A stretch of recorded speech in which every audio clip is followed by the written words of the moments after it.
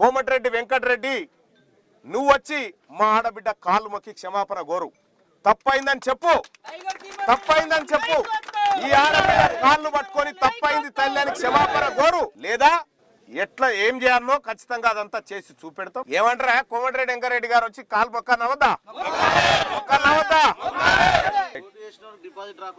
ఇక రెండోది అది ప్రజలు చూసుకుంటారు, ఈ గ్రామ ప్రజలు చూసుకుంటారు. వాళ్ళ అరాచకం, వాళ్ళ కథ అంతా.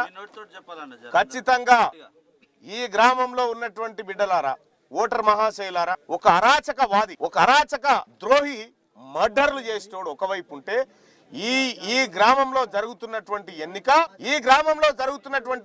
ఎన్నిక రెడ్ల ఉత్సకు బీసీల ఆత్మగౌరవానికి జరుగుతున్నటువంటి ఎన్నిక. ఈ ఎన్నికల్లో తేల్చుకోవాల్సినటువంటి సమయం వచ్చింది. నా సోదరుడు చెప్తా ఉన్నా, మన ఎస్సీ బిడ్డ పోటీ చేస్తా ఉన్నాడు. సోదరులారా, మీ ఇద్దరు కూర్చొని మాట్లాడుకుని ఒక్కరు ఉండండి, ఒక్కరు నిలబెట్టండి. నీకు అండగా మేము కూడా నిలబడతాం సోదరులా. మా ఎస్సీ బిడ్డవు, నువ్వు విత్డ్రా చేసుకొని ఆయనకు మద్దతు చేయి. నేను కూడా అండగా నిలబడతా.